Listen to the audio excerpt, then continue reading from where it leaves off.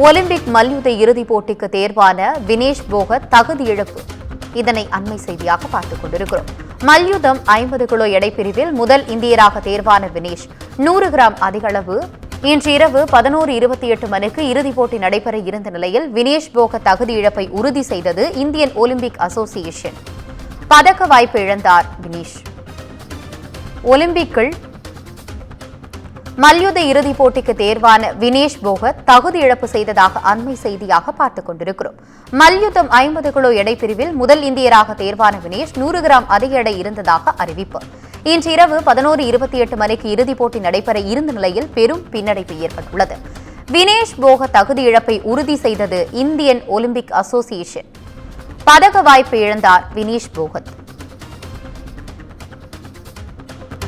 Olympic மல்யுத்த இறுதிப் போட்டிக்கு தேர்வான வினேஷ் போகத் தகுதி இழப்பு செய்யப்பட்டதாக அண்மை செய்தியாக பார்த்துக் கொண்டிருக்கிறோம்.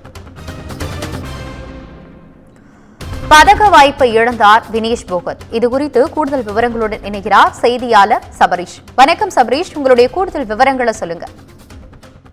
மல்யுத்தம் 50 கிலோ எடை பிரிவில் இந்தியாவின் நம்பிக்கை நட்சத்திரமான வினேஷ் போகத் நேற்று 2 போட்டிகளில் பங்கேற்றார். இந்த 2 போட்டிகளில் பங்கேற்று வெற்றியும் பெற்று இறுதி சுற்றுக்கு வரலாற்று சாதனை படைத்தார். இந்நிலையில் இன்று சில மணி நேரத்திற்கு முன்பாக சில செய்தி ஊடகங்களில் வெளியாயின.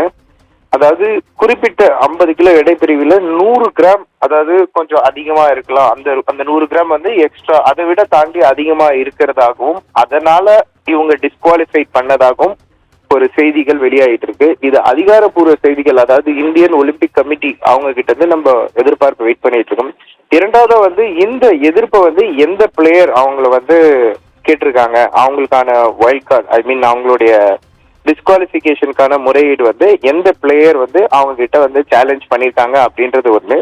இரண்டாவது எதிர்தரப்பு வாரம், அதாவது இந்தியாவின் வினேஷ் போகத் தரப்பில் என்ன நடக்கிறது அப்படின்றது. இரண்டாவது பக்கம் இதில் ஒரு அரசியல் ரீதியாகவும் இருக்கும் அப்படின்ட்டு விளையாட்டு செய்தியாளர்கள் மத்தியிலும் ஒரு பெரிய பரபரப்பு ஏற்படுகிறது. ஏனென்றால் வினேஷ் போகத் நேற்று முதல் ட்விட்டரில் முதல் ட்ரெண்டிங்கில் இருக்கிறார். இரண்டாவது செக்ஷுவல் ஹராஸ்மெண்ட், அதாவது மல்யுத்த பிரசிடென்ட் அவருடைய ஹராஸ்மெண்ட்டுக்கு எதிர்ப்பாக முதல்ல குரல் கொடுத்து தைரியமான வீராங்கனை என்ற பெருமையும் சேர்த்தார். அதற்கான அதிகாரப்பூர்வமாகவும் அரசியல் ஈடுபாடுகளிலும் போராட்டத்தை ஈடுபட்டு வந்த நிலையில் அவர் இம்முறை பதக்கத்தை வீழ்த்துவதற்கான ஒரு சாத்தியமாக இருக்கிறது அப்படின்ற ஒரு செய்திகளும் உலா வருகிறது. இந்நிலையில் இறுதி செய்தி வெளியீடு இந்தியன் ஒலிம்பிக் கமிட்டி என்ன செய்ய போகிறார்கள், என்ன பதில் அளிக்க போகிறார்கள் அப்படின்றதுக்கான செய்திகளுக்காக காத்து கொண்டிருக்கிறோம். எதுவாக இருந்தாலும், அதாவது மூன்றாவது பட்சத்தில் நம்ம பார்க்கும்போது வினேஷ் போகத் போன்று பல சர்வதேச வீரர்கள் தேசிய அளவிலும் மாநில அளவிலும் பங்கேற்கும் முன்பு சில துப்பாக்கி சுடுதல் போட்டி இல்ல ஒரு அத்லெட்டிக்ஸ் நீங்க கிளம்புறதுக்கு முன்னாடி கன் ஷூட்டிங் பாயிண்ட்டுக்கு முன்னாடி கூட அவங்க டிஸ்குவாலிஃபிகேஷன் டோப் டெஸ்ட் நிறைய நடக்கும். ஆனா இந்த போட்டியில ஒருவேளை அவங்களுக்கு சாதகமா தீர்ப்பானா எந்த அளவுக்கு மென்டலி ஃபிட்டா இருக்க போறாங்க, அடுத்த கட்டமாக எப்படி காய் நகர்த்தி அந்த இறுதி போட்டியை விளையாட போகிறார்கள் அப்படின்றது பெரிய சர்ச்சைக்குரிய விஷயமாக இருக்கிறது. இந்நிலையில் டெல்லியில் உள்ள விளையாட்டுத்துறை மத்திய விளையாட்டுத்துறை அமைச்சரிடம் விளையாட்டு குழு அவங்க செய்தி தொடர்புலையும் தொடர்பு கொண்டு பேசிட்டு இருக்கிறோம்.